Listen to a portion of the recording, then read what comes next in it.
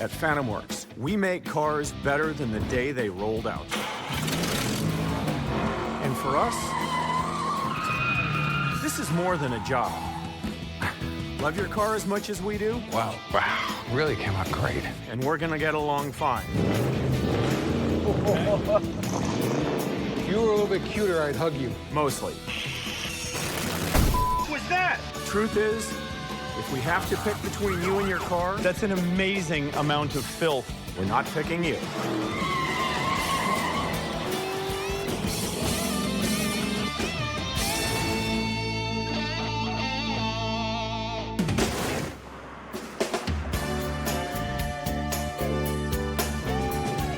My shop is filled with some of the best hands and brightest minds in the car industry, but these guys always think that when it comes to a shop project, they have the better ideas.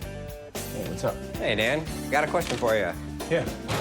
My woodworker, Robbie, is coming in today with a project to pitch. I keep walking past that Model T that's sitting out in the showroom, basically in pieces. I don't know if you have any plans with it. I was wondering if you'd have any interest in letting me build that up. I think it would be a fun project. A fun project? I don't think Rob has any idea what he's getting his ass into. I'm kind of in a conundrum on the Model T. A man who had owned it for 30 years, he didn't want to see it torn apart, and so I took it in as sort of partial payment. Problem is, we have nothing to build it. It does have a motor, transmission, and all the driveline components look like they're there. I just can't make a business case out of building a Model T. But if I said yes, what kind of a budget do you want? Will you let me get back to you and do a little bit of research on stuff? All right, I'm thinking in the area of $4,000 to $5,000. Unless you can build lamps out of wood, I don't think you're gonna get there for that money. But, okay. Hey, Audrey, you got a minute? Please, join the conversation. If you had to take a wild-ass guess, what do you think it would take to build a 100-year-old car? 10 to 20,000. I think you're actually in the ballpark. He thinks $4,000 to $5,000 he's gonna put together a 100-year-old vehicle. No, no, okay. So let's get a realistic budget. I will not sign up to a $15,000 Model T. I'll get you a couple designs that I'm looking at, a realistic budget number for materials. Sounds reasonable. All right. All right. I don't understand why I got called in here. What have you done? Just remember, he called you in here, I didn't. Yeah. I really appreciate Robbie's ambition right now, but he's got a way better shot at building me a sailboat than a Model T.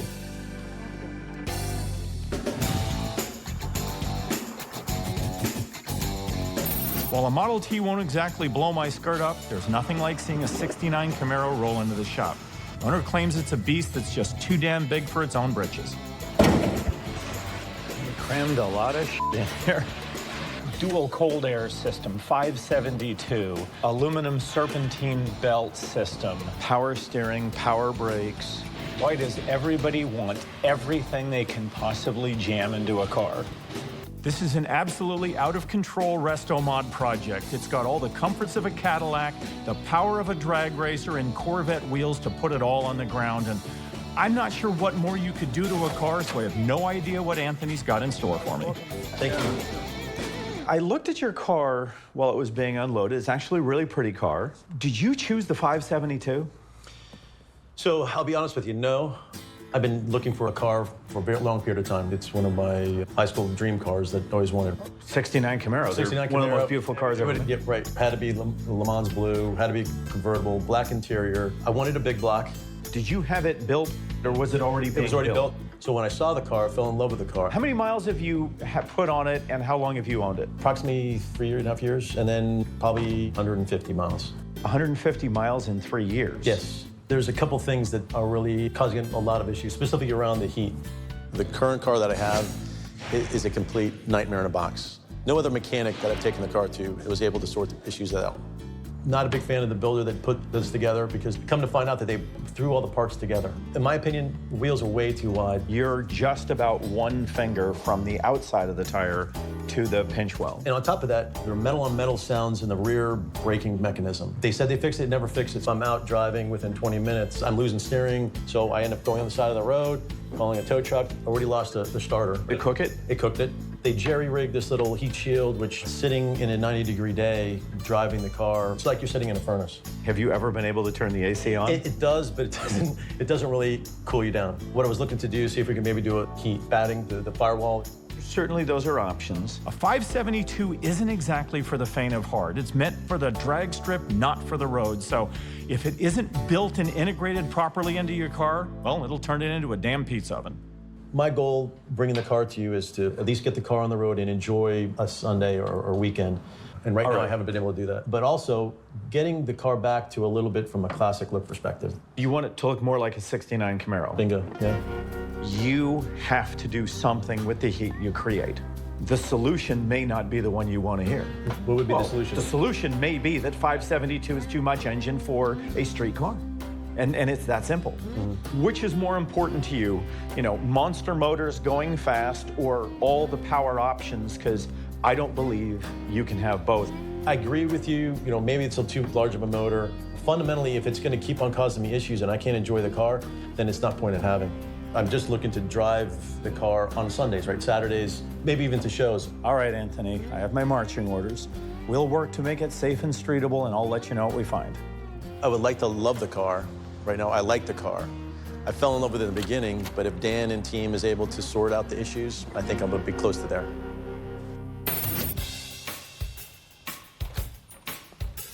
Hello. The dynamic duo, what's up? I probably should have quit while I was ahead, but I've got an idea for the Model T, and I'm going to go ahead and pitch it to Dan. I have basically a low-budget option and a little bit higher, but much nicer budget option. Okay. Okay.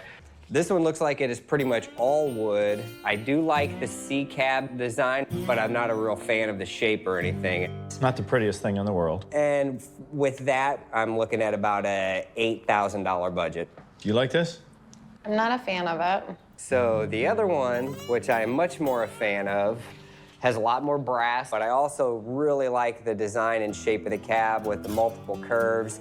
And that with the brass added about between $2,500 and $4,000. And I think I can make it even nicer than that.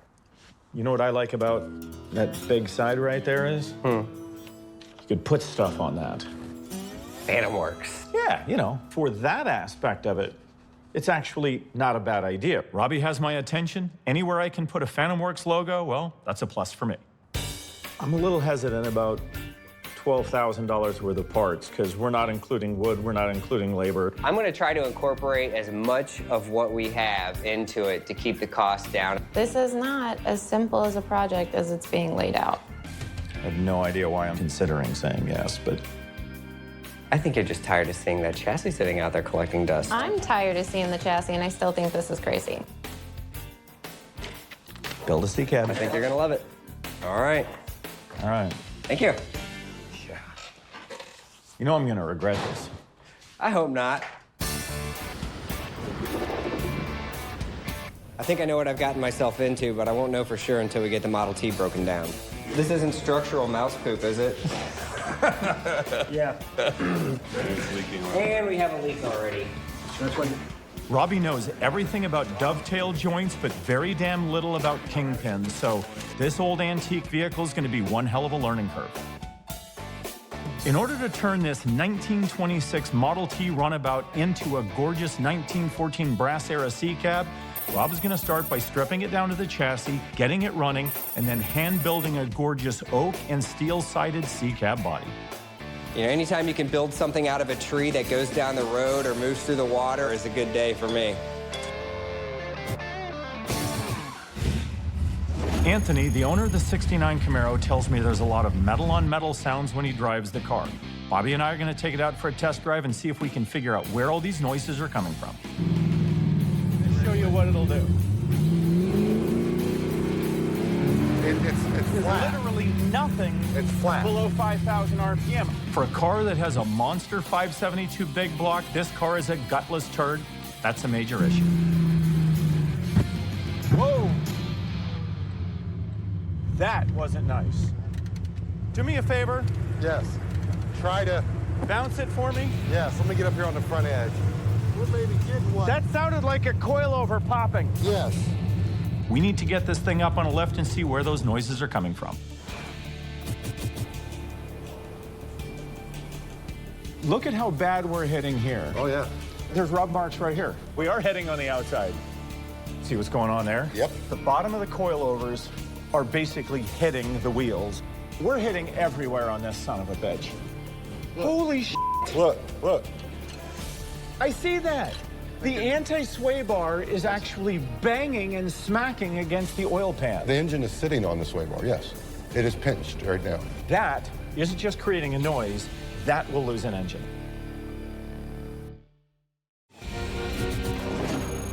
After test driving the '69 Camaro, Bobby and I wanted to get underneath this car to see what was making all that noise, and we found a big problem. The anti-sway bar is actually banging and smacking against the oil pan. The engine is sitting on the sway bar, yes. It is pinched right now. You're gonna wear a hole in the oil pan, and the oil pan is just gonna blow. That isn't just creating a noise, that will lose an engine. Oh, yeah, in a heartbeat. All they needed to fix that was a couple of shims. Quarter-inch shim.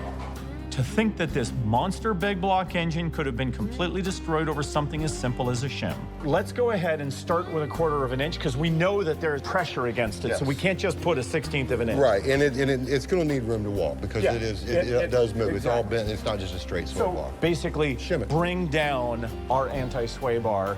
Anthony wants a classic look and feel of a regular '69 Camaro, but he wants to retain that completely unstreetable 572.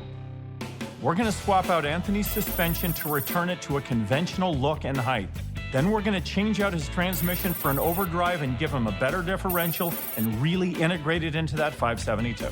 We'll rework the exhaust and the engine bay so that all of that heat exits the ass end of the car instead of cooking Anthony in the cockpit. First up for the '69 Camaro is to pull those monster 3 1/4 inch headers just so that we can get our hands inside the engine bay.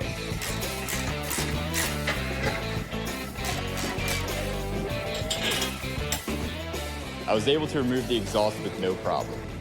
Hopefully the headers will go just as smoothly.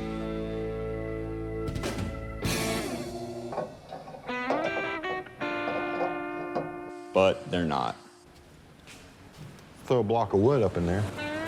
Because you got up off the motor mount right now, correct? Yeah.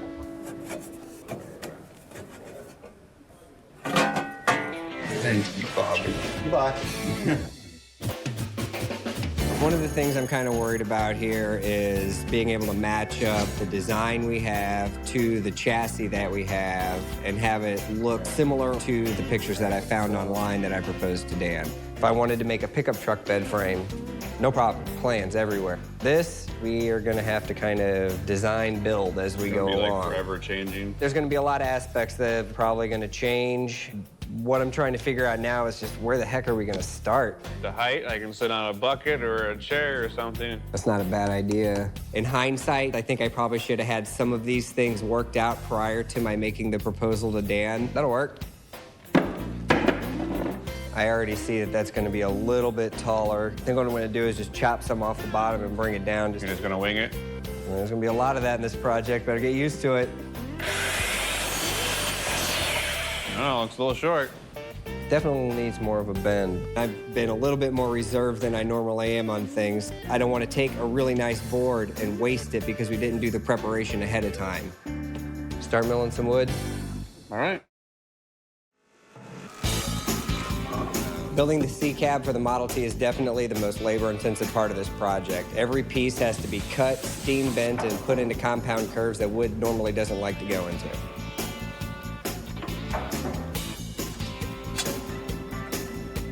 We used a lot of methods that would have been used back in the day when they originally made these vehicles. So the majority of the structure of this is wood joinery.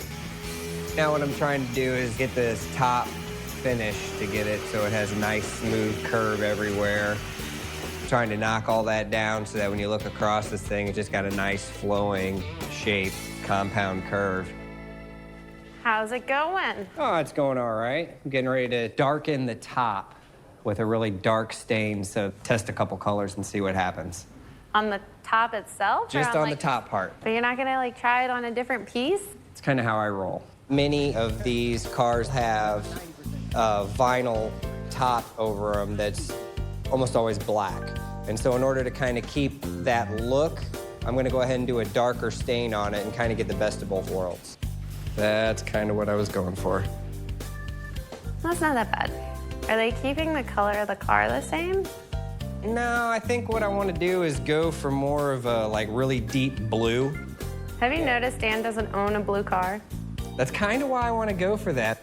Audrey has in her head things that Dan likes, Dan doesn't like. What I'm kind of hoping to do with this is kind of push the envelope of that a little bit. My only saving grace is going to be the end results. That's a lot of hope. A lot of hope. Bobby's getting a start unmodifying the modified suspension. That way we can fit the new wheels and tires that were designed to be on a Camaro.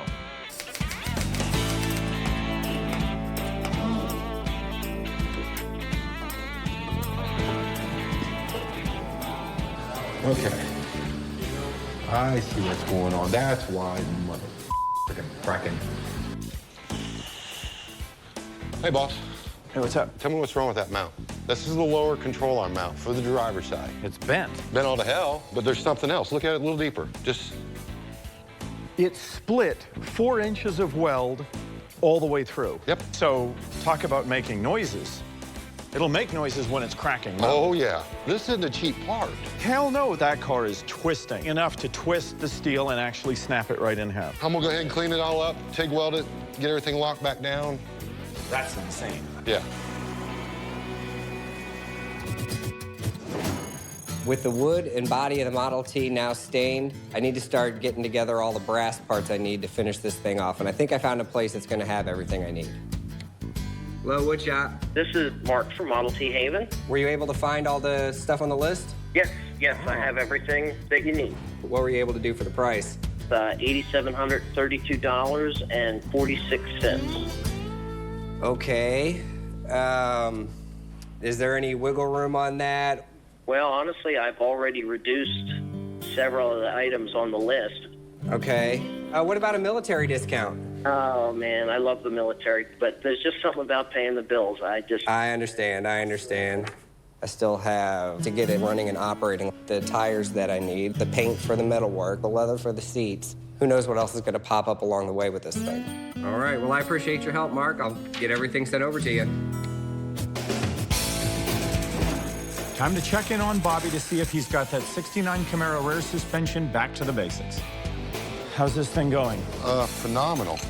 They actually had the perch mounts cocked at an angle. Oh, so the torque was applied to one rather than to both evenly. Right, and so that's gonna put a bind and things are gonna start doing all kinds of wonky making noises and stuff. But you dump the damn clutch, what's gonna happen? Something's gonna give. Right, the rear was actually shifting on that lower mount. This could account for a lot of those pops and cracks, too. This whole suspension setup was based on a $500 set of rims and tires. People make strange decisions about how to build their cars, but you should never build a car around a set of wheels and tires. What have we got under here? Stock spindle, tubular control arms, all fresh and new.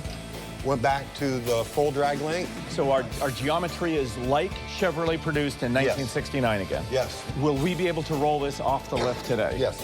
Okay, good. You need help with the rear end, or you got it? No, I'm good. I'll get the hogshead and axles in, set it on the ground, see what we got. Very good. Thank you.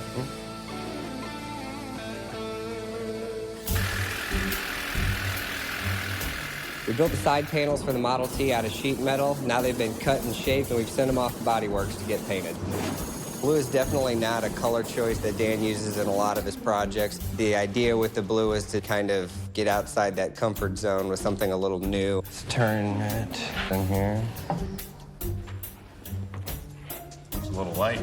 It does. What's that? I've got good news and I've got bad news. This isn't the blue for the Model T. That's the bad news. Good news is they're painted. Didn't Justin know what the color was supposed to be? Yeah. Do we have enough of this paint to just make it darker and repaint these? He ordered just enough to paint these. I would like to be able to take responsibility for the paint color. This is you, sweetheart. You think other customers are bad? Wait until you blow Dan's money like this and see how well it goes over. He's gonna hate it. He's not even gonna wanna look at the car. He's going to bury you in this car.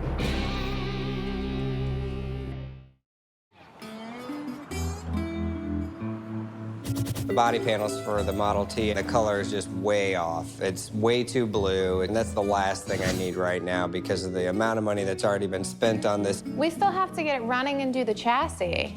Get the color right. Got it.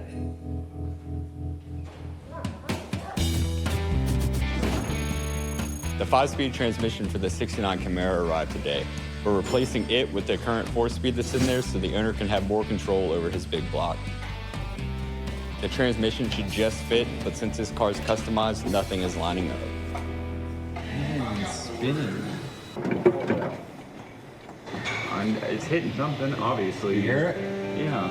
You can feel it too. The clutch to the pressure plate was flush all the way around. Around the outside, but Yes. look. Oh, you're off by a mile. Good night, nurse. How can you tell? Looking right down the board, that bitch. Let's tell you how far you're off. All right, 3x4. The pressure plate needs to move over a little bit. It's not exactly lined up because the alignment tool, I was misinformed. I thought it lined it up perfectly. It actually, you can move it around a little bit, and I'm off by like a 1/16 of an inch. That's about right. You like that? I like it. I like it a lot. On the 26 Model T, we've got the side panels and everything sprayed the right dark blue. Now I need to start doing the woodwork on the front end of the vehicle. The plan for this 26 Model T is to change it to a 1914 brass era Model T. This is causing some issues because the dash on the brass era Model T sits about 12 inches away from where it does on the 26. So I'm gonna have to rethink my plan of attack here. Kind of working backwards a little bit, unfortunately. That's the wrong way. It's definitely the wrong way, especially at this stage of the game. Did you see the dashboard I got glued up, the new piece? No, I haven't. All right, this is the piece I've got made up and milled down for the new front dashboard. Picture this standing up vertically. From right about here to right about here is where I have to have that angled board where the pedals go through to cover up the transmission that sits right here. Okay. With very few ideas about how to proceed, I guess we better jump in with both feet here. Sounds good.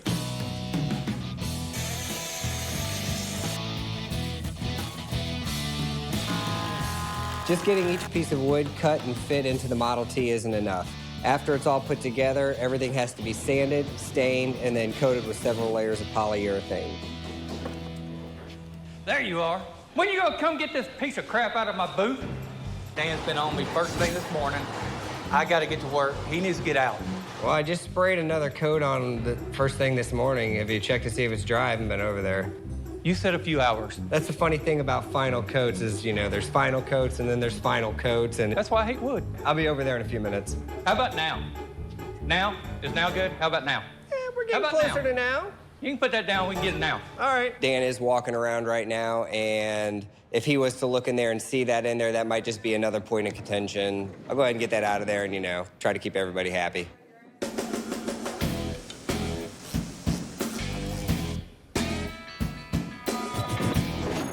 Anthony wanted us to raise his 69 Camaro with a stock big block suspension. We have scoured the internet to find the highest rate big block stock height spring available, and we ordered it. Let's see what it does. All right, where are we? So here's the old coil spring.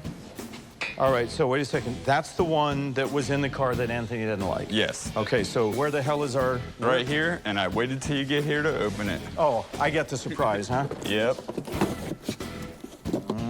That looks like number one. It looks a hell of a lot like number one. Son of a bitch. I need a digital gauge to figure out just how big these springs are. What we got here is that's 0.64, and I got a bad feeling 0.63. It's even thinner. Oh, shit. Well, you don't know what this spring is going to do until you put it in the car. So give it a shot. You have to. This one is theoretically advertised as a stock big block height spring, right? Mm-hmm. Let's find out. All right. Blake got the third set of springs installed in the 69 Camaro, and they look close to what the owner was looking for. Anthony's here today to check on the progress of his car and to make a few important decisions. Here's what we've done so far. Instead of the 4-speed, you wanted a 5-speed. You've got your 5-speed. We stepped up the 4-link, so now you're back to a stock width. You have semi-stock suspension on the car. That means that we can now do the exhaust. Here's a stock manifold. Take a look at the difference in diameter between those two. You and I are gonna go out for a run, but I'm gonna put a straw into your mouth less than half the size. Oh, and I'm gonna make it about 3 feet long. Are you gonna be able to run as fast as me now? Absolutely not. Okay, and are you going to also overheat? Yep. The good news is you get rid of the exhaust touching the power steering and cooking your power steering fluid. You get rid of that horrible resonance under your car. All valid complaints. But you're trading it for a far more restrictive exhaust that will drop power and increase heat in the engine compartment. So what would your recommendation be? I can fight bad engineering. I can't fight God. The laws of thermodynamics are that a 572, which sucks 6 miles to the gallon, and gasoline, which produces 118,000 watts of heat energy per gallon, talk to God, because there's nothing Dan Short can do about this.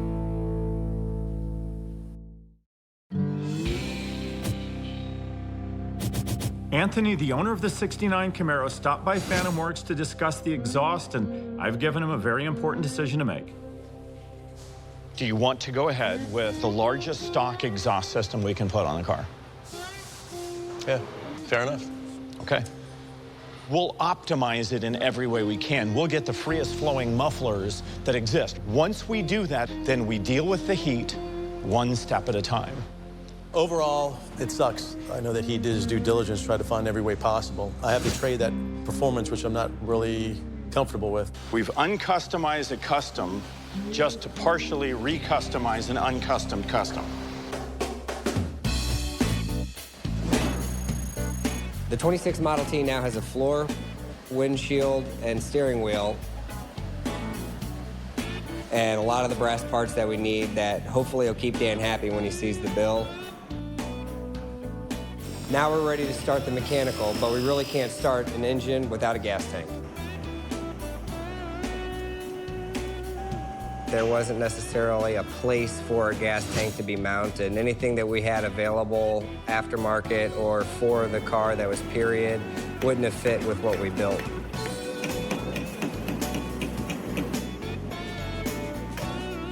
I did most of the cutting and bending of the metal and getting the parts and stuff together, but I don't have the welding skills required to actually weld it up and make sure it's safe, so I asked John to do that for me.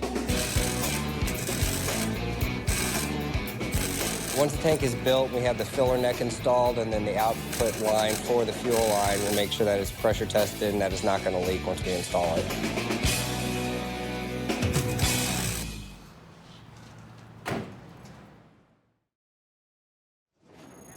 Anthony wanted a stock dual exhaust put on his Camaro, but that 572 is fighting us, so now we have to look for options on how to open up this really choked down exhaust.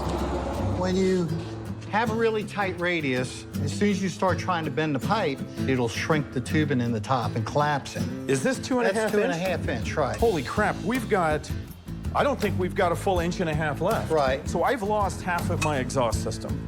The only way we can fix it is to use a mandrel bent elbow. A 2.5 inch elbow mandrel bent, instead of kinking like that, stays the same diameter all the way around. By doing that and by using these race mufflers that are less restrictive, I think we can get the customer what he wants. All right. This actually gives us damn near double the flow. Normally, exhaust systems are fairly straightforward. 4 bent pipes to go over everything. In this case, it's going to take about 30 pieces of mandrel bent steel to go over every single restriction on the car because I don't want one molecule of air being held up inside this pipe.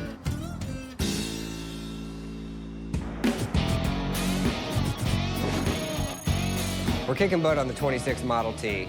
John got the gas tank airtight. We've got the seats in. We've got all the brass components installed, and we've got the surprisingly expensive but beautiful white tires mounted as opposed to the black tires that were typical of the era. But they absolutely fit the look of this C-cab. And Bobby's been working on the engine. The Model T, all we had was an engine transmission and the chassis to start with. The body has been built. We have to rewire the entire engine system in order for it to fit the car. Ready? Yep.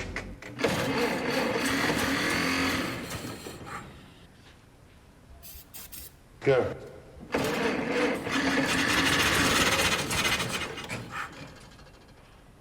Go.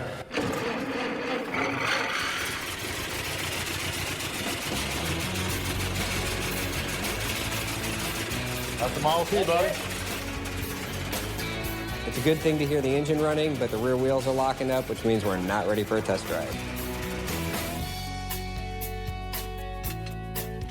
We're counting on Bobby to fix the rear differential in the Model T so that Dan can finally get his car.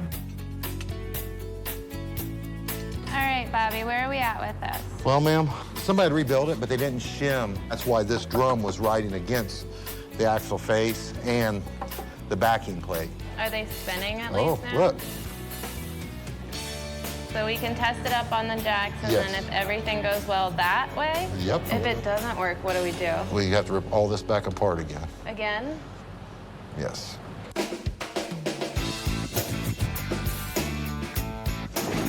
Travis ran into some complications with the wiring behind the dash from the Camaro, so it's going to be up to me to rewire the entire vehicle.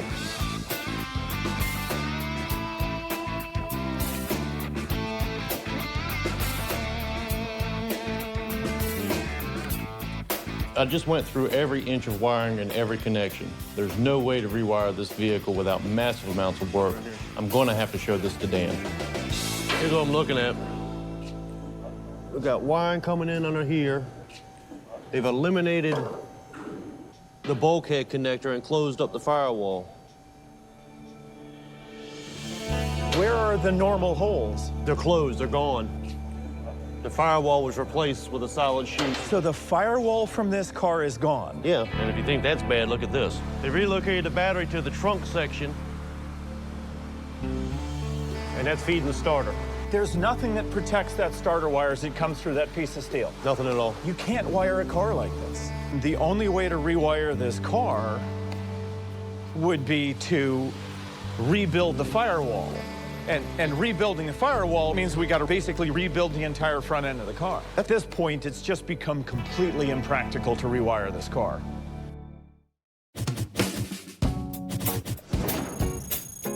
One of my selling points to Dan for the 26 Model T was the possibility of slapping Phantom Works down the side panels.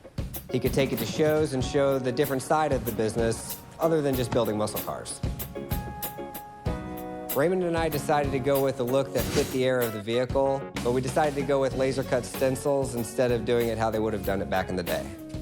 You know, Rob, looking at it now, I'm thinking maybe I need to brush it just to give it a period correct look. And you can do that with the shadow line and the main body of the letters. Mm-hmm. Gold leaf would look great. Even though we use stencils for it, we don't do much pinstriping here, so I'm very excited about being able to break out the brushes, and actually to me it's playing, it's not really work, so go have fun with it.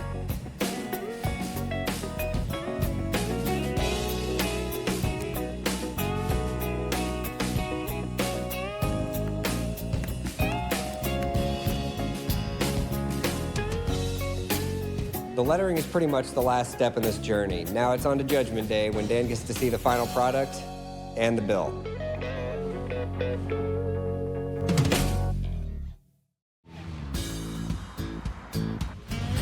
And if you think that's bad, look at this. They relocated the battery to the trunk section, and that's feeding the starter. There's nothing that protects that starter wire as it comes through that piece of steel. Nothing at all. You can't wire a car like this. We can't unscrew this, can we? No, we can just make it better.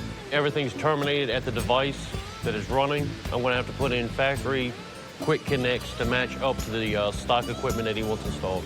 Is the wiring harness at least with good new wires? From what I've seen, yeah. So from a safety perspective, it's not a problem. From a maintainability perspective, it's a nightmare. To give Anthony the stock dash he wants, we've got to cut every single one of those wires and put quick connects on everything. If it had been done right the first time, we'd be talking hours of work instead of days.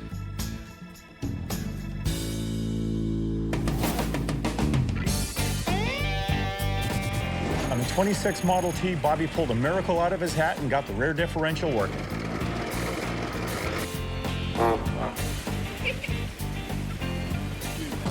You want to give it to him? No, you're doing it.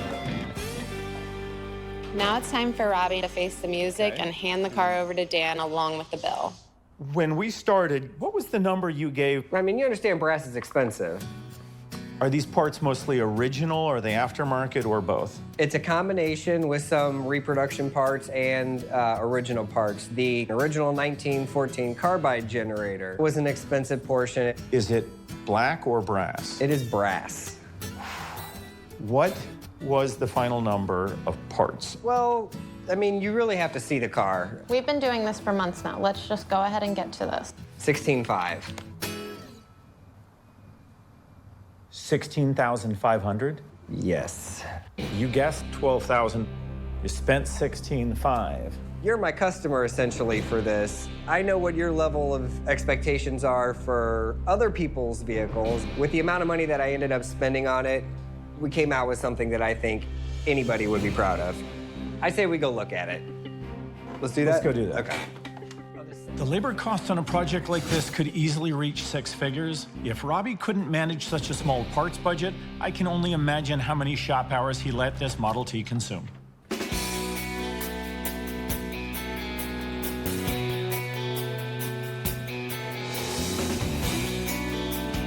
it is.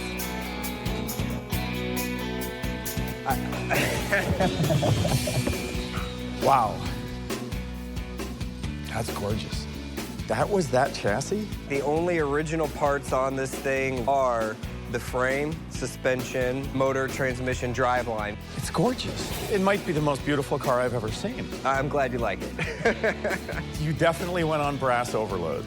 The color is magnificent. I think it fits the car very, very well. Hang on. The tires, they're wrong. But that was probably the fanciest wheel ever put on a Model T. I would say that's true. Usually you need to look inside and up close to find the craftsmanship in a car build. You've got a curve running this way as well as and that way. But with the open cab design of this Model T, every inch of Robbie's craftsmanship is on display. Does this horn work? Where do you drive something like this? I found out about the Pungo Wings and Wheels show that's coming up. A couple phone calls have been made, and we are gonna take this. Thank you. Thank you both. I'm glad you like it, Dan. I really am. Let's get it to Pungo. Let's do it. I want to drive it. All right. This is over with. I feel like I can take a step back from having the heart attack people on speed dial.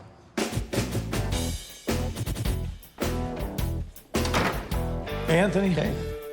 Welcome back. Thanks. Good to see you again. Today's the big reveal, so been a long time waiting and absolutely super excited to see the car and looking forward to taking it on the road. Your project was best described as attempting to uncustomize a custom.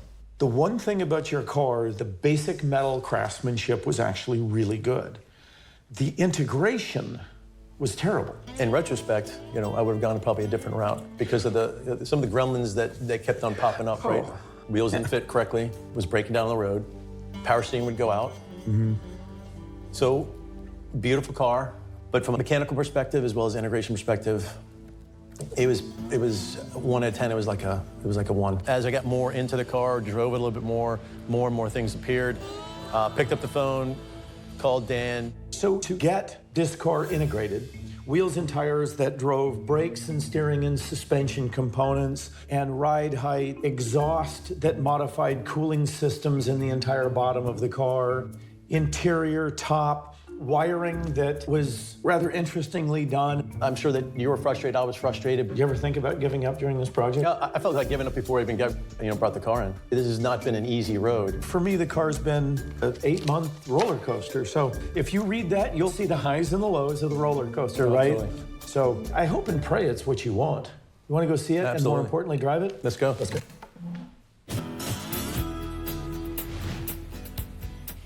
Okay, so. Oh, man. Well, from here, there's a few obvious changes. The first thing is, well, the basic just look of it. It is sitting level and on your original rallies, right? In fact, I think they're the best looking wheels ever put on a Camaro, but do you like the effect now? Absolutely. Okay. Yep. Now. So much better. When I walked out of the mold shop and saw the car, super excited. It's exactly what I was looking for. Take a look at the bottom of the car and notice that what you don't see is the exhaust sticking out underneath. All you see from your exhaust is a little bit of the tip sticking down below the rear valance, and that's really what you should see of a 69 Camaro. You are aware that the car is going to be reasonably loud. With a big block, hope it'd be a little bit loud, right? Oh, it's definitely a little bit loud. This is the 69 big block look with the blackout panel, different taillights.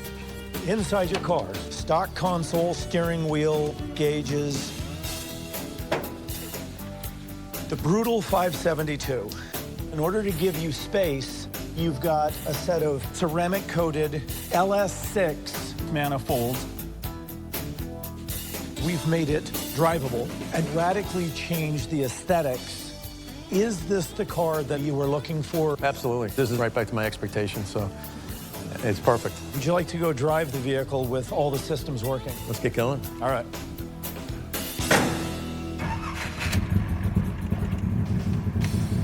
Take it real easy coming out of here.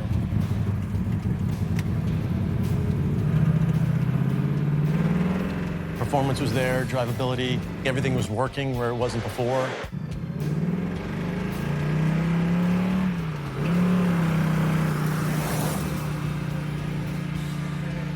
Take a step back and think about all the roller coaster ride we had.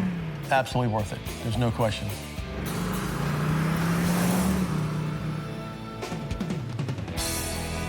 We're at the Wings and Wheels show at the Military Aviation Museum, and the Model T is coming out here, so I'm looking forward to actually seeing it in this amazing background.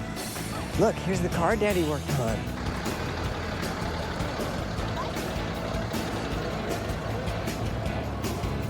She made it here safe and sound. Now Robbie and I are going to go out for a bit of a joyride. Okay, we ready? I think the ignition's on, yeah.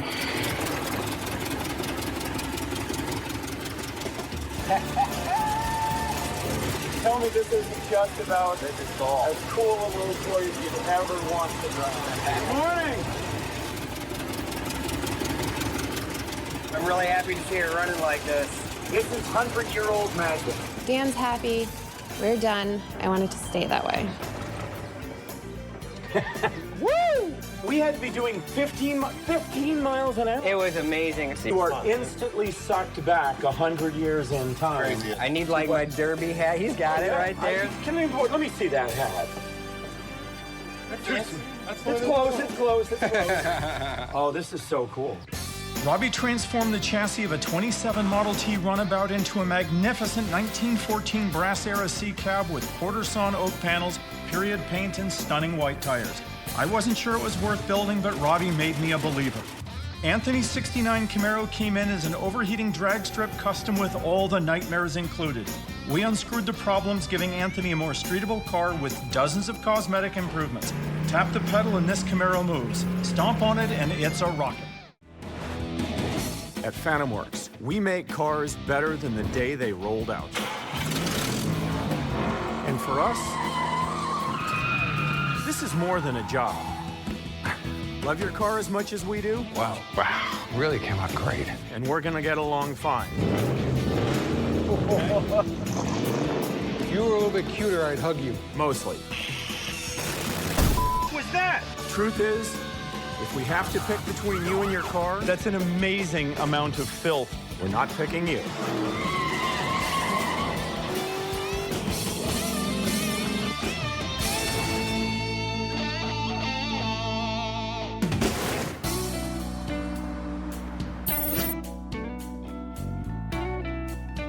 Jacob and his brother Paul have come into Phantom Works because they need some help with their 65 Impala.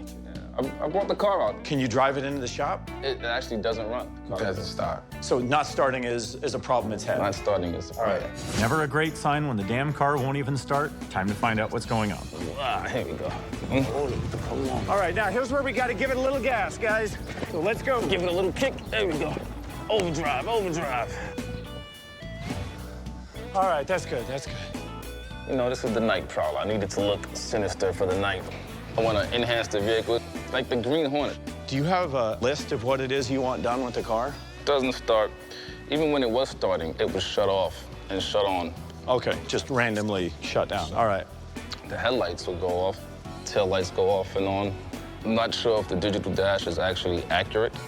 In other words, you got electrical problems. Electrical problems. Right. You were telling me on the way out you didn't like the interior. I'll show you what I mean by that. Look underneath there. Looks like something is nesting in your car. Something used to be nesting in there. It's not there anymore. Are you sure? Positive. I think you've got something living in your car. I'm not kidding. Like right now? Yeah, rodents are a big electrical problem. When they get hungry enough, they eat the plastic off the wires. Mice can wreak havoc on an electrical system. I got a feeling that's got a lot to do with what's wrong with Jacob's car. All right, so what else have you got? We lower the car. I think it might be higher in the back and lower in the front. It looks like you got a 20 under the ass end. You got an 18 on the front.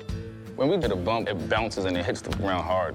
You put a 5-inch larger than stock wheel on the ass end, dropped it 2 inches, and now you're wondering why you've got suspension that's heading? Yeah. Okay, let me explain why it's hitting. Because you dropped it 2 inches and put a 5-inch larger wheel on the ass end of this. We just solved the problem. The only thing that surprises me is that you're surprised by this. We had the car at another shop. They had a lot of cool ideas. We were agreeing with them. When we took the car out to drive after they were done, it didn't perform right. Is this the original 283? I was told it was. You definitely got the wrong damned headers on it. I'll tell you that much right now. Looks like your fan smacked the radiator at least once. This all looks like old original wiring. I want to have a reliable car on the road. No complications. It runs, and I could go. Well, I'm hoping Dan could take this on, make it work, and we could get our night prowler back on the street and tear up these roads in New York again. What do you say I take it out for a drive and call you with my list? I think that's perfect, man. Sweet. The first step is to get the Impala running so we can see what else it needs. Meantime, I'm going to go in and meet with Don. He just flew in from Kentucky to talk about his Corvette. Dan Shore, nice to meet you, sir. Corvette, which year? 67. Ah, nice. Probably the peak, in my opinion, of where Corvettes ever went to. Have you owned this car long? Or? I've owned it since April of 68. So did you buy it new or used in 68? Used. Had 11,328 miles on it. You remember the actual mileage on your Corvette? Pretty much so. I wasn't really a big Corvette fan, but the reliability of it was really surprised me, so I kept it. Reliability is normally about 19th on the list of reasons to own a Corvette. It was a good driver. Wow. I've done a lot of work on it. Well, I want it finished professionally. So what's our list? The dash wire harness. Okay. See what's wrong with the temperature. Seem to be running hot. Okay. I need the gauges recalibrated. The bottom screws and the headlamp bezels, I need those tapped out and replaced. They're stripped out now. They don't grip that good. Would like to consider putting power steering in it. Okay. Soft top needs to be replaced. Does it have the old top on it? No, I started installing a soft top on it maybe 10 years ago. Okay, so this top has never been stretched on the frame? No. It's been sitting for quite a while. When did you start your restoration? Disassembled the car in December of '99. It sat in one shop for 6 years. I've had some setbacks and certain places that didn't work out. So now I want to get it done correctly. You ready after 20 years? Yes, sir. I really want to do it again. I look forward to it. Thank you, Don. Thank you.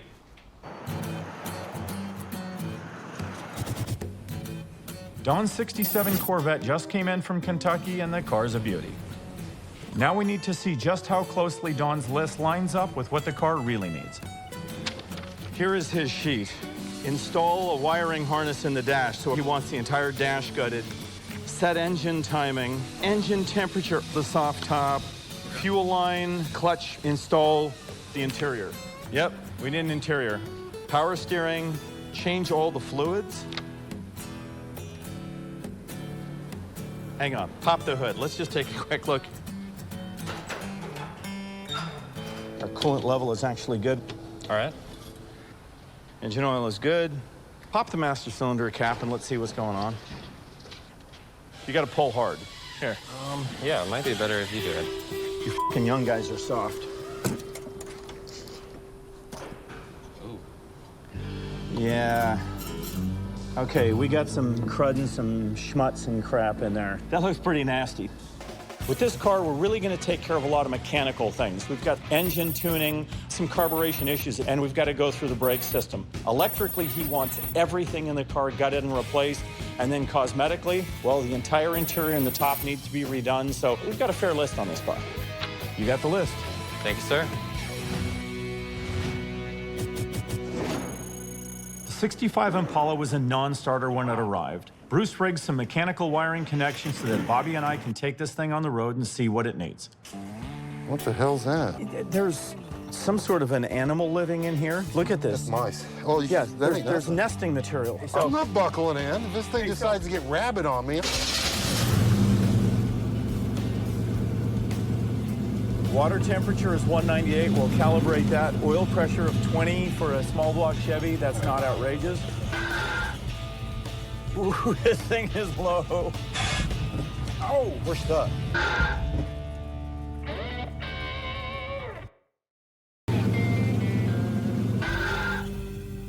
Ooh, this thing is low.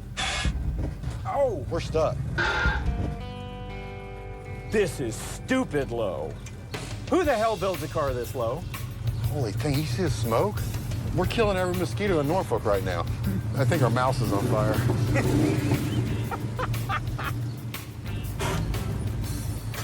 Oh, I can't even drive down a flat road. Horn works. Let's do a brake check. 3, 2, 1.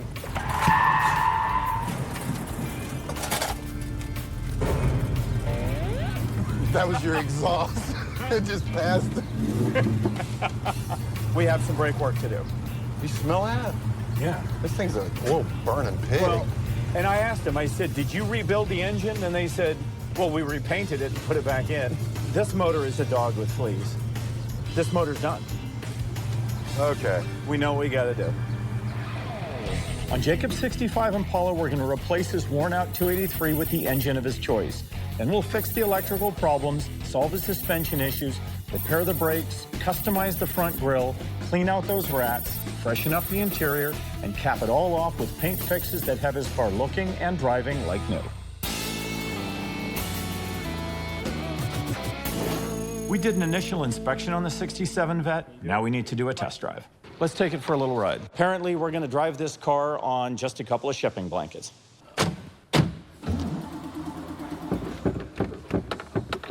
Uh-oh.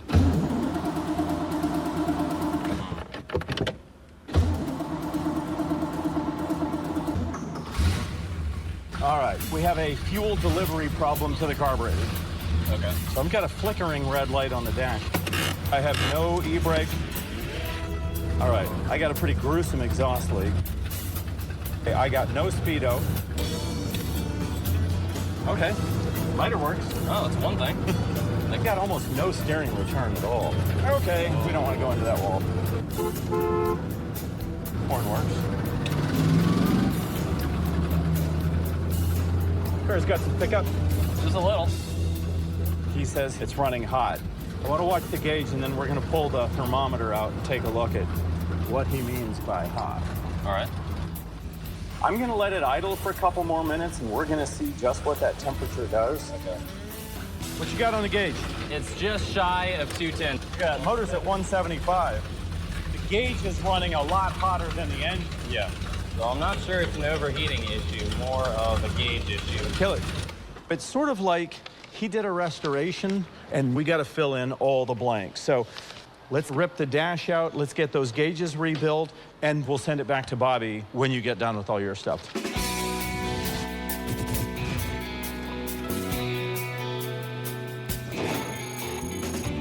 None of the original gauges are working correctly, so I'm going to have to take the dash apart. And the plan is to send it off to get it rebuilt because the internal workings are very complex. Before I send this gauge cluster out, I need to mark all the wires and all the connections so we can put everything back exactly how it was. Some of these wires look like they're burnt up on the insides. The dash wiring harness was a load of shit, so we're going to replace it with a brand new one. While I have the interior torn apart, I'm gonna go ahead and knock off one more item on my list, and that's taking care of the carpet.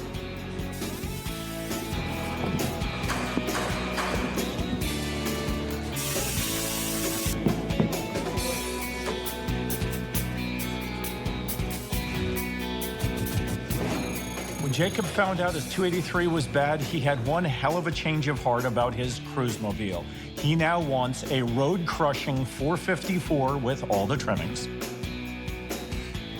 Steve and Bobby are going to pull out the old engine. And then it's going to be up to Steve to get it set up. The 65 Impala had a pretty wore-out small block in it. We're going to go ahead and put a crate 454 big block in it. Should be good for about 470 horsepower. Just got to get it ready to go in. Well, Steve gets the Impala engine and transmission set up for high performance. Liam apparently needs to see me about a problem with the 67 Vette. What's the issue with the top? Have you looked at this top at all yet? No, I mean, he said it was brand new. I'd say it's pretty far from new. Oh. What the hell is that? They put paper over the back window, which is a great idea, but they taped it down, leaving all this residue. Some of this will come up, but it's still gonna leave a weird stain ring all the way around the window. And like some of these black marks, I can get out.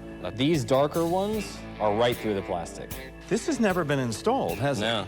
I don't see a new top. I see a top that's been sitting around. A lot of owners buy parts thinking that that's a great way to save money on a build, and unfortunately, we'll spend more labor building it and cleaning it than it's worth. I'm just gonna make a command decision. Get a new top. All right, will do.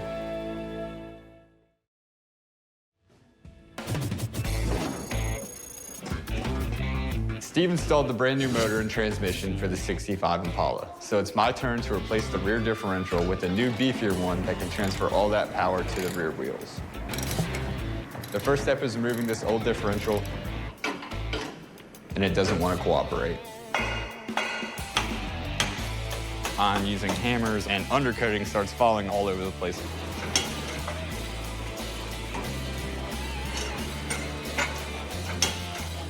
I'm gonna get like this and it's not coming down.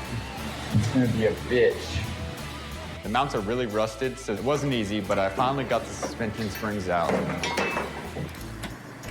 And that's when I got a good look at what was hiding underneath all that undercoating. Oh, shit. I know I'm having a bad damn day when first Liam and then Blake both want to show me the problems they're having with their builds. My question is, how bad is it going to be? All right, what's going on? Well, you're not going to like this. This is what I first found. Then I started scraping away at some of the undercoating, and look at all this rust. Oh, shit. And this is even worse. Oh, holes up here, holes here, all through here, and patches and broken welds everywhere. They sold this guy a completely rotted out frame and just put gallons of undercoating on it to cover it all. Yep. I've seen frickin' Ace bandages that had more strength than what they've done here. The chassis is the skeleton of a car. It is the thing that allows you to brake, allows you to turn. How about I put a little salt in that wound and take you up front? Because it's just as bad up there. Look right here. Oh, God. See this shit? You know what this is, right? Rat nest. Look up inside there. This frame has been filled with squirrels and acorns and rats, and all of that stuff has been holding moisture. This frame is rotted from the inside out. You think this is something I could fix? You can't fix this. This is unfixable. This could be the complete end of this build. They sold this guy a completely rotted out frame and just put gallons of undercoating on it to cover it all. Yep. Jacob wanted this car to run like a scalded dog, so we just took out a worn-out 283 and shoved in a monster 454, and Blake is showing me a chassis that can't handle any of it. This is unfixable. I have no idea what I'm going to tell Jacob. Jacob's 65 Impala is being a nightmare right now, and I hope we're having better luck on Don's 67 Corvette.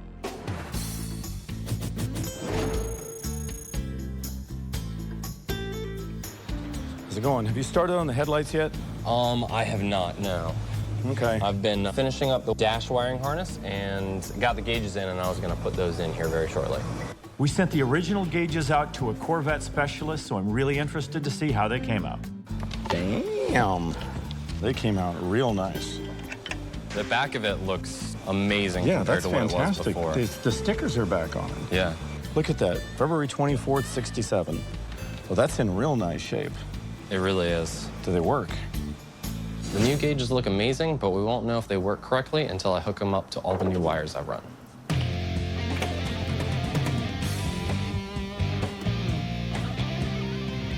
I'm just hoping that there's no screw-ups on their part or mine.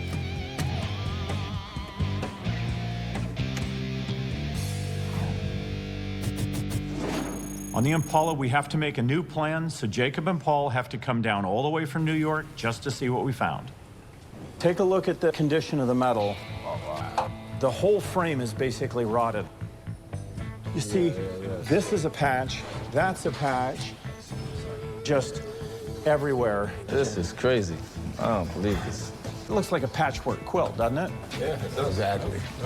Most of this was hidden under undercoating. You ain't come all the way from New York to hear that, man. This is the single most critical part of your entire chassis. So there's a hole. There's a hole right in there. Right. It's so literally breaking apart. That's sad news, man. That's crazy. You've now got a monster 454 ready to rip this thing down the road, only it was going to rip it in half. I think this frame would fold up like tinfoil. We don't want that at all. It's going to come apart on you. It's not a matter of if, it's only a matter of when. It's like kicking up balls, really, knowing that you got to do this whole thing over, start from scratch. But yeah, it's the game we're in, you know? Where the hell are we going to find a freaking chassis from there? I did some calls as soon as I saw this, and I did find one about 20 miles from here. He's got a whole car. Okay. But then all the work has to be done to move everything over. You have to pull the body, the engine, the transmission, the steering, the suspension. It is a big deal. Man, that blows, man. Pretty much building a whole new car over it. We actually want to see this car come out right. So when it gets on the street, I don't want any hiccups. I just want it to go and go fast, you know? It should have been done 10 years ago. So let's put it together. All right. Let's go write it up. We'll talk about it.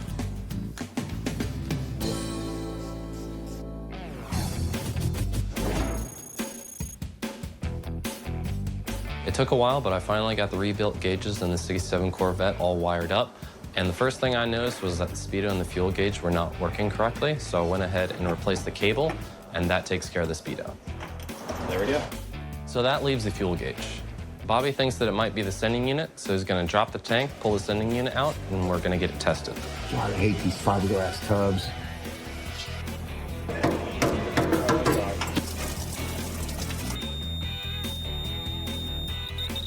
Oh, it's jumping everywhere. Went from 30 to 0 to 150. Yeah, you got dead spots. So they put a new gas tank in it, but didn't put a new sending unit.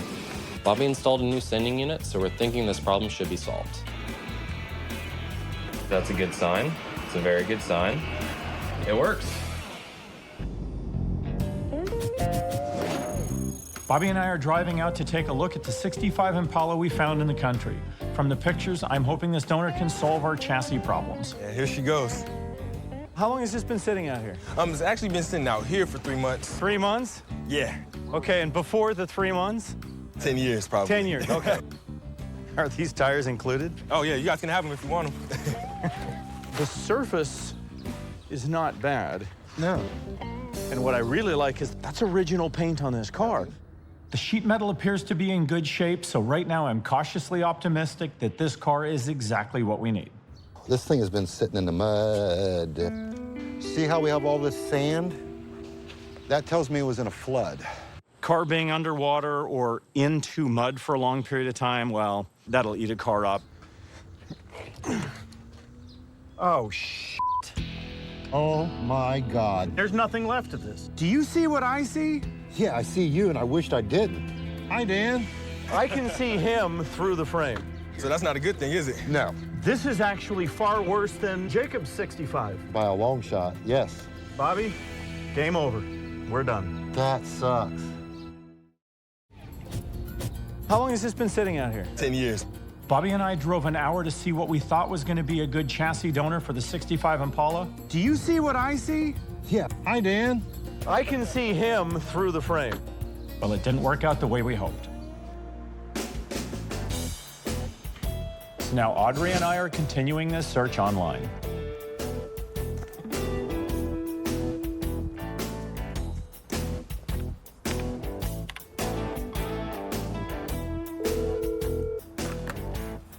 Hello. Hey, Audrey. What'd you find out about that 65 Impala in Colorado? That one's been in 2 accidents. It's not going to work. Okay, got it. Thank you. The new soft top is in for the 67 Corvette, and I think Liam's gonna like this one a whole lot better. And we have here the new top. All right. Liam, there are a lot of things that I enjoy restoring on a car. Convertible tops is not one of them. Yeah. Oh, hell yeah. I know Dan doesn't like installing convertible tops, but for me, it's something I really like to do. To get the top installed, it takes a lot of fitting and measuring and double checking just to make sure that it lays properly. You want it to be really tight and perfect. It's really, really rewarding for me. Found what I'd hoped was a good chassis for the 65 Impala. Vancouver, Washington. We had it shipped in from the West Coast, so I'm hoping it has all the strength we need. Come on in, Ivan. Stop. Oh.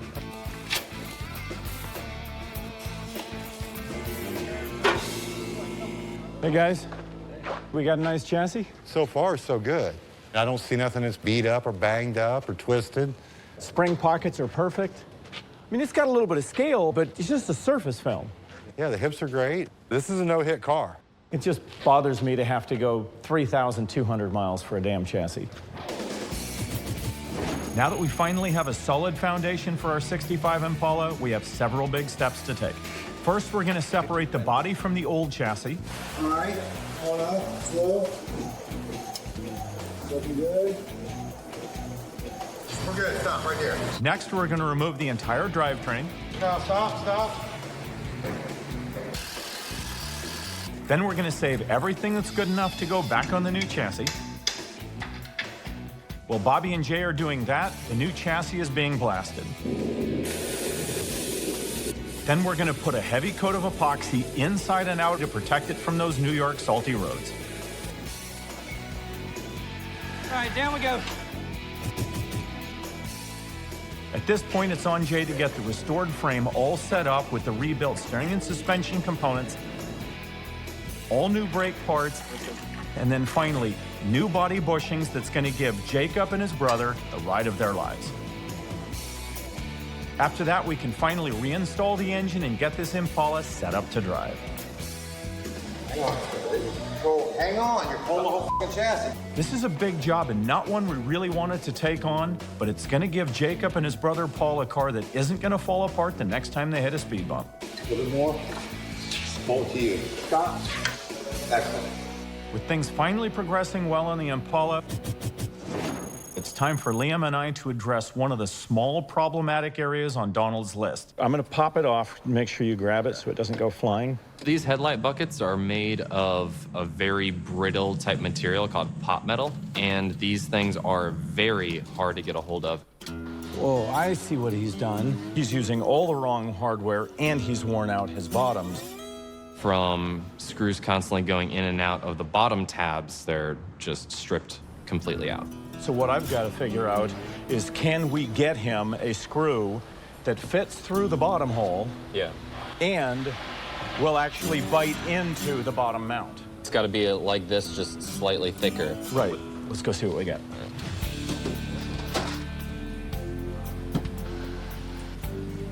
This is the box that is most likely to happen. That's exactly what we need.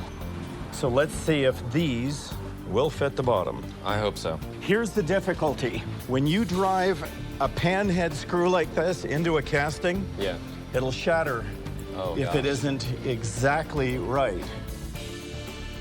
This little tab is part of the bezel, and if it breaks, the entire bezel is destroyed. We'll never find another one with matching paint, so we'd have to reshoot the entire front of the vehicle. So this little tab is a really damn big deal. Shit. I don't like this. All right, here's what we're gonna do. We're gonna make a tap out of one of these screws.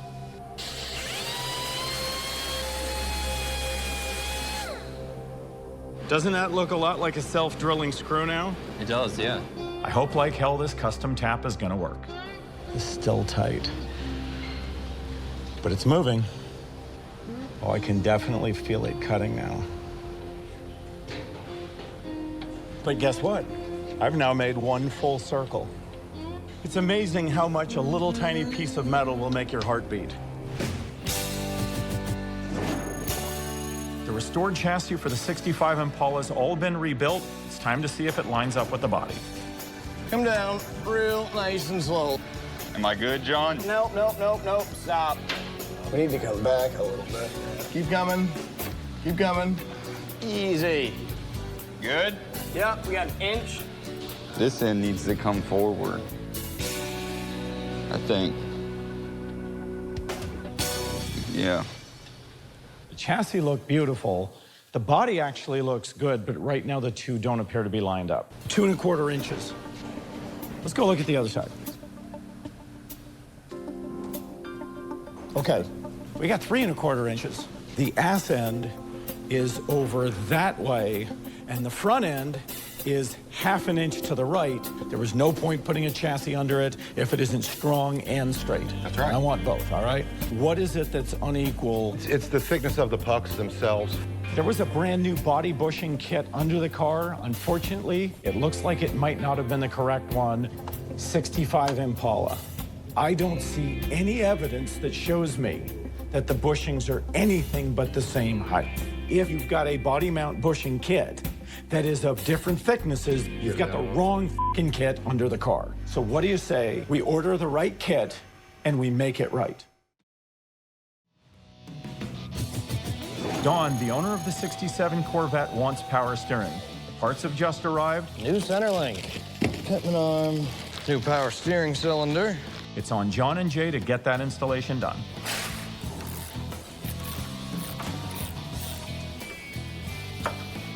We're gonna need a couple of cotter pins. Get this tapered seat up in the pitman arm. Wrenching by braille, trying to put this nut on here. It's on there. We gotta put one more in the end of this little steering shaft. Like money. Bam. Nice work, Jay. Bada boom, bada bing. The new frame bushings are here for the 65 Impala. Jay is gonna swap the wrong ones with the correct ones. Let's get your bushings in, get it tweaked into place, and lock her down. All right. Have fun. Let's these two with it. Yep, that's our old one there. Old bushing. I did 1, 2, 3, 4. I do one. Put that right up in here.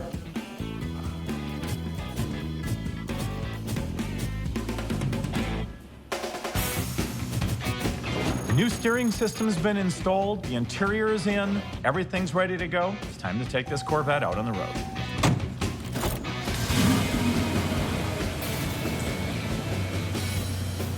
All the indications from in here are excellent.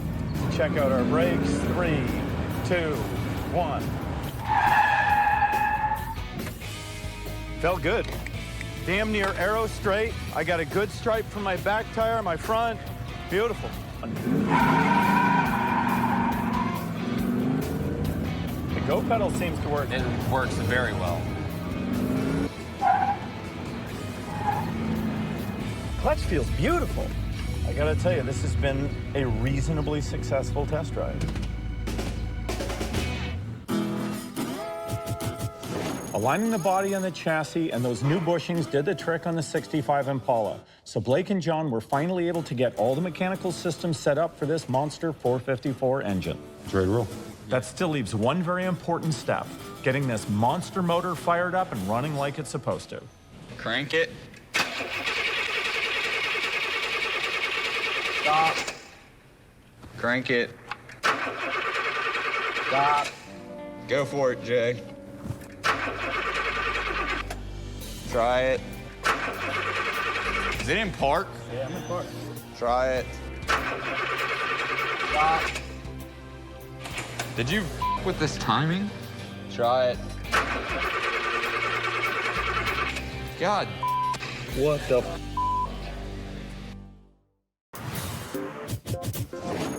When the 65 Impala arrived, it had signs that rodents were living in the seats. Look up inside there. See this shit? You know what this is, right? Rat nest. I think you've got something living in your car. Ashley's gonna take care of evicting those rodents from their cozy little homes.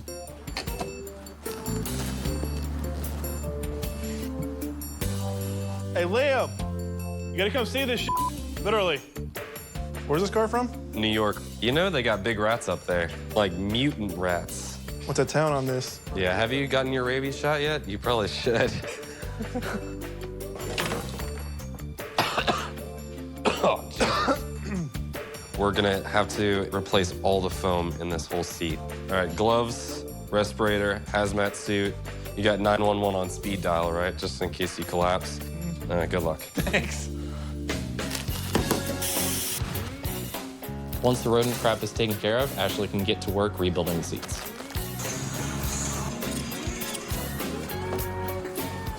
The owners want this car to look great and drive fast, and these rebuilt seats make one hell of a difference to the interior. Best thing is, there are no extra passengers of the small four-legged variety. Go for it. Good Lord, that spits some gas. So we're trying to get the 454 started for this Impala. It should be pretty straightforward, but it's really giving us some problems. No gas. Is there really no fuel in there? No. It should have fuel by now. So we've got no fuel to the carburetor. I'm gonna go ahead and say we've got a bad fuel pump. All right, crank this bitch over.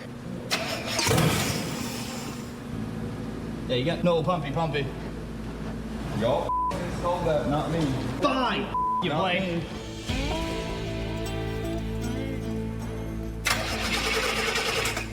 Joey. Where?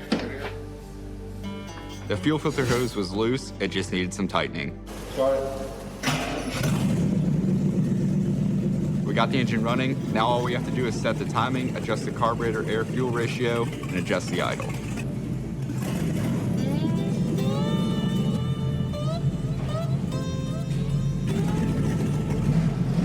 The engine is running great, but there's something that doesn't look right. Motor seems to be running pretty good. What scares me is how low it sits. But if he hits a speed bump, oil pan, gone. Transmission, gone.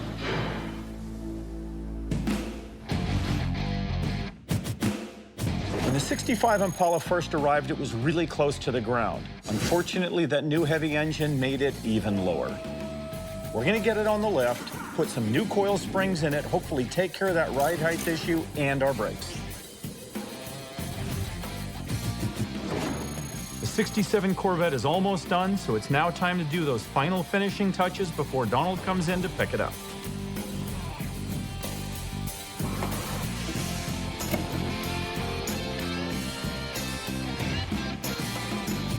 Well, hello, Don. I'm here to pick up my 67 Corvette, and I'm really looking forward to driving it again and getting it shipped back to Kentucky. It's the end of a long journey. Yes. When the family asks you how long the Corvette's going to be until you drive it, what have you been telling them? Soon. And how long have you been telling them soon? Probably 15, 18 years. She says 30. 30? 30.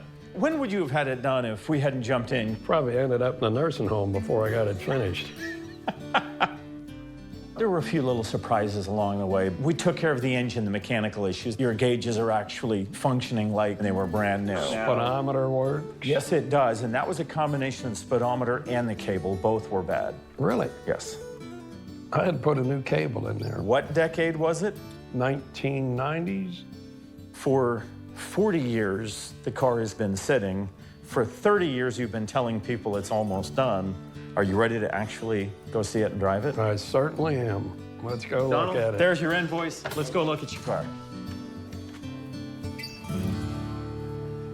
Oh my goodness, look at that. That is awesome. That is just outstanding. It looks better than it did when it was new. Take a look at your carpets, your dash, your gauges, everything. That's the whole thing, the detail. It is definitely awesome. Donnie, you're a pretty damn picky guy, aren't you? Yes, probably close to you. So we hit that mark? Oh, yes. It is absolutely perfect.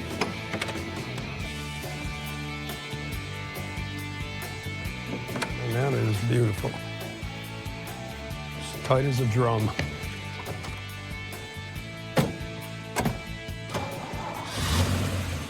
It's back like it was when I brought it to Kentucky. It was a good feeling, knowing you could go somewhere in it rather than just sit in it in the garage. Oh, yes, I could tell the difference in the power steering.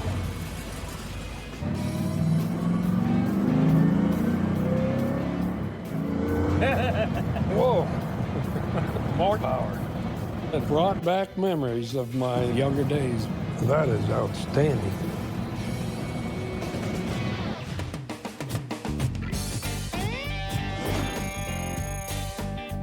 We're putting the finishing touches on the 65 Impala.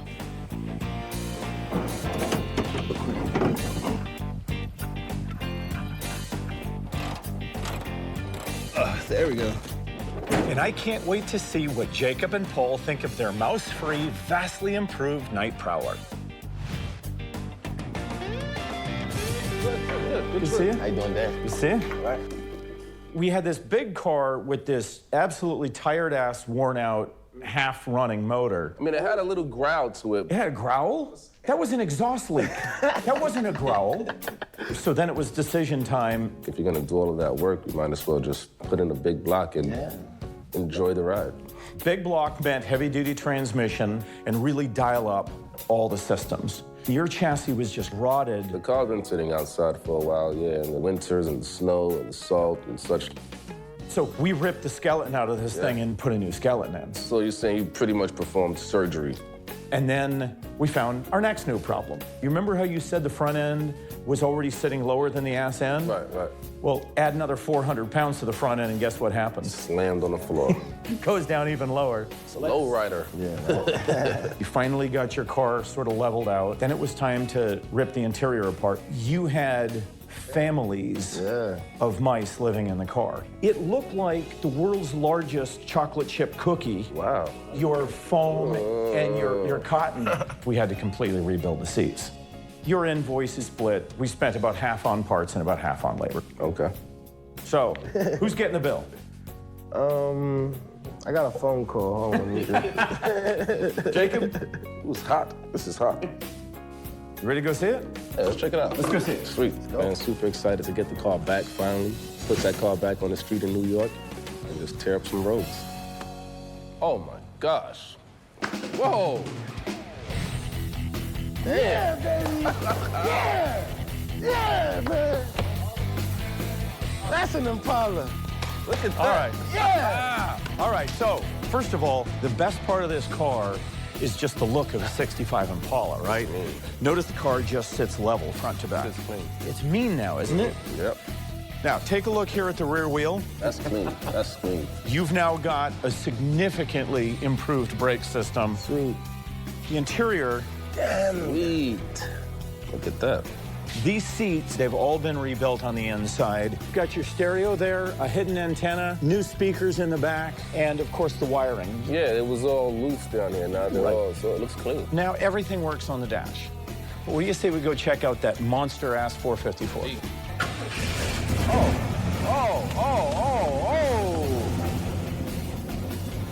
hear that? Yeah, baby. That's the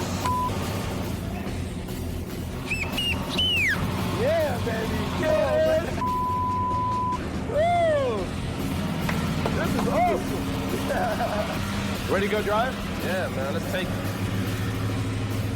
Have fun, guys. Thank you. Thank you so much. Absolutely. Enjoy. Yeah. I can't wait.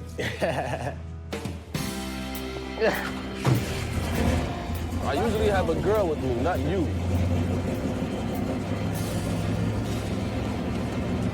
Damn, this sweet, bro. Oh, oh, oh, this got some thrust. This awesome, dog. Come on now. Let me hear it, man. Bust your ass. There you go, baby. There you go. It's not too bouncy like it was before. Feel good, boy. It kicks up instantly. Oh, it turns smooth. Look at that. The car feels solid. It feels tight. It drives nice. When I put my foot down on that gas, it felt like a jet was taking off. Yeah, baby! Woo-hoo! Yeah! You gotta have a couple $100 put aside for speeding tickets, dude. Oh, man, this is a ride. Dan did a good job.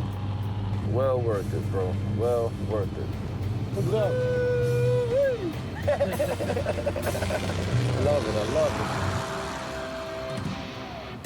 Paul and Jacob's 65 Impala arrived with rodents, only half the cylinders firing, a rotted chassis, and bad suspension, exhaust, and brakes. We replaced damn near everything but the body of the car to give these two brothers a night prowler they can enjoy for years to come. Don's been working on a 67 Corvette for decades, but still came in with a big list that grew by the day. We fixed his wiring, gauges, interior, and mechanical issues. With a new top and repaired paint, he now has a Corvette that looks and drives better than it did 50 years ago.